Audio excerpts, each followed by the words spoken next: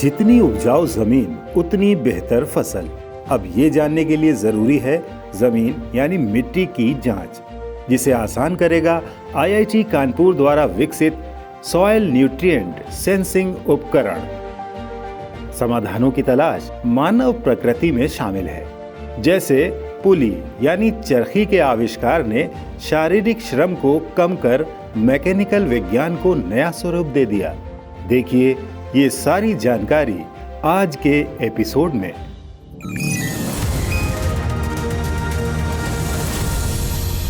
नमस्कार दोस्तों, एक बार फिर हाजिर हैं हम विज्ञान और प्रौद्योगिकी से जुड़ी जानकारियों के कार्यक्रम ज्ञान विज्ञान में। मैं हूं राकेश अंदानिया। आज हम जानेंगे आईआईटी कानपुर के शोधकर्ताओं द्वारा विकसित सॉइल न्यूट्रिएंट सेंसिंग डिवाइस के बारे में। साथ ही आपको उद्योग जगत से जुड़े एक ऐसे उपकरण की कहानी सुनाएंगे जिसने कामों को और आसान बना दिया। तो चलिए शुरू करते हैं आज का सफर।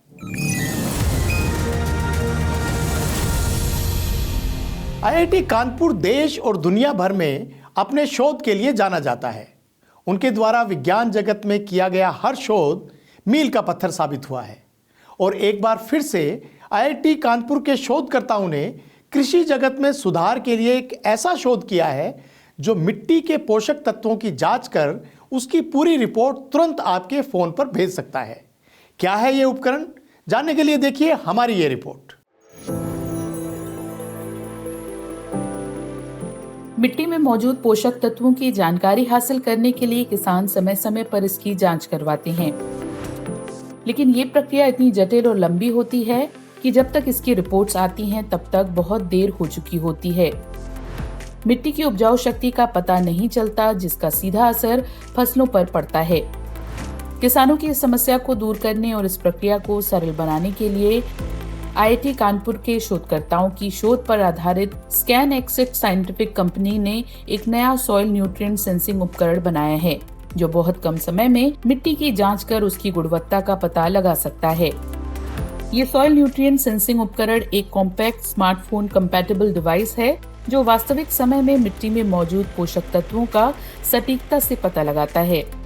इससे किसानों को इस बात की जानकारी मिल जाती है कि उनकी मिट्टी कितनी उपजाऊ है।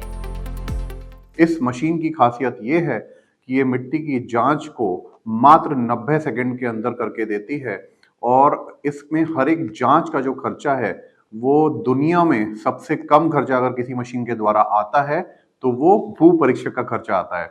हमें आज बहुत खुशी है कि इस तकनीक के द्वारा हम अपने देश के कोने कोने में आने वाले समय में इस मशीन को लेकर जाएंगे। इसके द्वारा हम रूरल एंटरप्रेन्योर की एक श्रृंखला खड़ी करेंगे। ये एक ऐसा उपकरण है जिसे एक जगह से दूसरी जगह ले जाना और इस्तेमाल करना आसान है। इसकी खास बात ये भी है कि ये एक साथ कई मिट्टी की गुणवत्ता की जांच कर सकता है और कुछ ही मिनटों में पूरे नतीजे स्मार्टफोन पर भेज सकता है। इस जानकारी को ऑनलाइन सेव भी किया जा सकता है। एक बार चार्ज होने पर ये उपकरण 250 अलग अलग मिट्टी के नमूनों का परीक्षण कर सकता है। ये नियर इंफ्रारेड स्पेक्ट्रोस्कोपी तकनीक का उपयोग करता है, जो किसानों को जल्दी से ये बताता है कि उनकी मिट्टी कितनी स्वस्थ है। इस उपकरण से प्राप्त जानकारी के साथ किसान जान सकते हैं कि उनकी भूमि को किन पोषक तत्वों की आवश्यकता है, जिससे वे मिट्टी को बेहतर बनाने और स्वस्थ फसल उगाने के लिए मिट्टी में सही तत्व जोड़ सकते हैं। आईआईटी कानपुर और स्कैनएक्सिट साइंटिफिक कंपनी मिलकर इस नए उपकरण को देश के हर किसान तक ले जाना चाहते हैं। ये सहयोग मृदा स्वास्थ्य प्रबंधन में एक परिवर्तनकारी बदलाव लाएगा, किसानों को तत्काल डेटा संचालित जानकारी प्रदान करेगा तथा भारत और विश्व पर टिकाऊ कृषि पद्धतियों को बढ़ावा देगा। वैज्ञानिकों का ये काम वास्तव में किसानों की काफी मदद कर सकता है और भविष्य में खेती करने के तरीके भी बदल सकता है।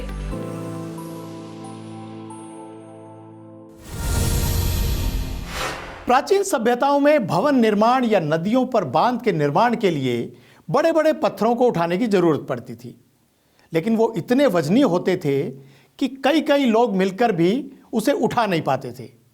तब आविष्कार हुआ एक ऐसे उपकरण का जो बड़े से बड़ा पत्थर या किसी वस्तु को सरलता से एक जगह से दूसरी जगह पहुंचा सकता था।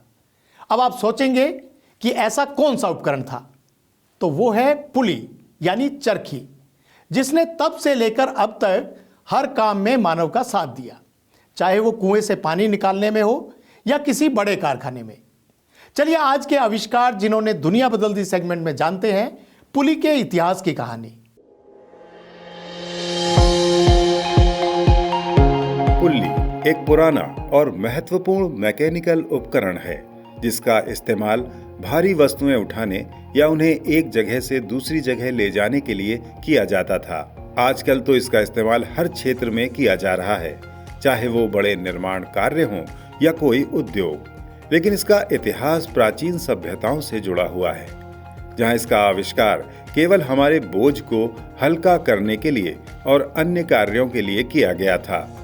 पुली का सबसे पहला ज्ञात उपयोग लगभग 1500 ईसा पूर्व मेसोपोटामिया और प्राचीन मिस्र में हुआ था। मिस्र वासियों को ये श्रेय दिया जाता है कि उन्होंने पिरामिडों के निर्माण के दौरान भारी पत्थरों को उठाने के लिए पुल्लियों का उपयोग किया था। हालांकि उनके पास आज के आधुनिक पुली सिस्टम नहीं थे। उन्होंने इसके बजाय एक साधारण रस्सी और पहिया प्रणाली का उपयोग किया, जिसकी मदद से बड़े पत्थर आसानी से खिसकाए जाते थे। रोम साम्राज्य के दौरान पुल्ली का उपयोग बड़े निर्माण कार्यों में किया गया, जैसे बड़े समुद्री जहाज, मंदिर और रंगमंचों का निर्माण। लगभग 250 ईसा पूर्व यूनानी गणितज्ञ आर्किमिडीज को संयुक्त पुल्ली श्रेय दिया जाता है, जिसमें एक से अधिक पुल्लियां होती थीं, जिसे कम प्रयास से अधिक बल उत्पन्न किया जा सकता था। आर्किमिडीज के इस कार्य ने मैकेनिकल इंजीनियरिंग के क्षेत्र में महत्वपूर्ण आधार तैयार किया। मध्यकाल में पुल्ली प्रणालियों में और अधिक सुधार हुआ, विशेष रूप से मध्यकालीन किलों के निर्माण के साथ। पुनर्जागरण काल के दौरान पुल्ली प्रणाली में और अधिक उन्नति हुई, जिसमें ब्लॉक और टैकल का आविष्कार हुआ, जो एक से अधिक पुल्लियों का संयोजन था, जिससे यांत्रिक लाभ अधिक मिलता था। औद्योगिक क्रांति के दौरान पुल्ली प्रणालियों में और अधिक सुधार हुआ। भाप से चलने वाले इंजनों के आविष्कार और फैक्ट्रियों तथा मिलों में पुल्ली प्रणालियों के व्यापक उपयोग होने लगे। आजकल पुल्ली प्रणालियां आधुनिक इंजीनियरिंग का एक अहम हिस्सा हैं और इनका उपयोग क्रेनों, लिफ्टों और अन्य उपकरणों में किया जाता है। इसका इतिहास मानव के विकास और मेहनत को दर्शाता है, जो हमें काम को आसान और अधिक कुशल बनाने की निरंतर कोशिश को दिखाता है। और अब नजर डालते हैं विज्ञान जगत की ताजा गतिविधियों पर सेगमेंट साइंस एक्सप्रेस में। हाल ही में जीवाश्म विज्ञानियों ने 10 से 12 मिलियन वर्ष पुराने एक समुद्री मगरमच्छ के जीवाश्म का अनावरण किया, जिसे पेरू के रेगिस्तान में खोजा गया था। पेरू के ओकुकाजे रेगिस्तान से मिले मछली खाने वाले मगरमच्छ का जीवाश्म लगभग 3 मीटर लंबा था और इसे किशोर अवस्था का जीवाश्म बताया गया है। जीवाश्म शोधकर्ताओं के अनुसार इन नमूनों की खोपड़ी और जबड़े आज के मगरमच्छों और घड़ियालों से भिन्न थे। शोधकर्ताओं का मानना है कि उनका आहार पूरी तरह से मछली खाना था और इस मगरमच्छ का सबसे करीबी रिश्तेदार भारतीय घड़ियाल है। पेरू का ओकुकाजे रेगिस्तान जीवाश्मों से समृद्ध है और यहाँ पर 5 से 23 मिलियन साल पहले पाई जाने वाली 4 पैरों वाली बॉनी व्हेल, डॉल्फिन, शार्क तथा अन्य प्रजातियां भी खोजी जा चुकी हैं। एक नए अध्ययन से पता चला है कि कोविड-19 संक्रमण कुछ खास इम्यून सेल को जनरेट कर सकते हैं, जो चूहों में कैंसर को कम करने में मदद करते हैं।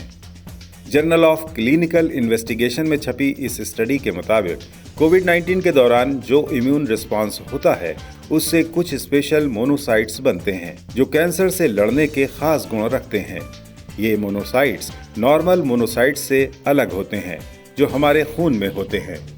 ये पहली बार देखा गया है कि कोविड-19 के इन्फेक्शन से कैंसर ट्रीटमेंट में मदद मिल सकती है। हालांकि ये नतीजे चूहों पर आधारित हैं, इसलिए क्लिनिकल ट्रायल्स की जरूरत होगी ताकि ये पता चले कि ये मनुष्यों पर काम करते हैं या नहीं। अगर ये सफल होता है तो ये कैंसर ट्रीटमेंट के लिए कारगर साबित हो सकता है और कई तरह के कैंसर में इसका इस्तेमाल हो सकता है।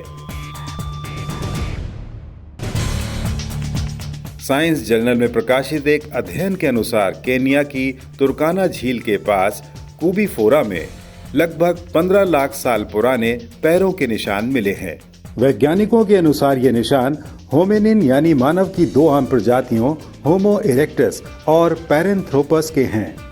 इन पद चिन्हों की जांच के बाद पता चलता है कि ये दोनों प्रजातियां न केवल एक ही वातावरण साझा करती थीं, बल्कि एक साथ रहती थीं। दोनों प्रजातियां दो पैरों से सीधी खड़ी होकर चलती थीं और फुर्तीली थीं। इस प्रकार के डेटा से हम देख सकते हैं कि लाखों वर्ष पहले जीवित प्राणी किस प्रकार अपने वातावरण में विचरण करते थे तथा एक दूसरे के साथ इंटरेक्ट करते थे। तो आज के कार्यक्रम में इतना ही। उम्मीद है आपको हमारा ये प्रयास पसंद आया होगा। अगर आप हमारे साथ जुड़े रहना चाहते हैं तो आप हमारे इस चैनल को लाइक करें, सब्सक्राइब करें और अपने दोस्तों के साथ शेयर जरूर करें। हम अगले हफ्ते फिर हाजिर होंगे ऐसे ही कुछ नई पुरानी रोमांचक जानकारियों के साथ। तो बने रहिए हमारे साथ वैज्ञानिक सोच के साथ। नमस्कार।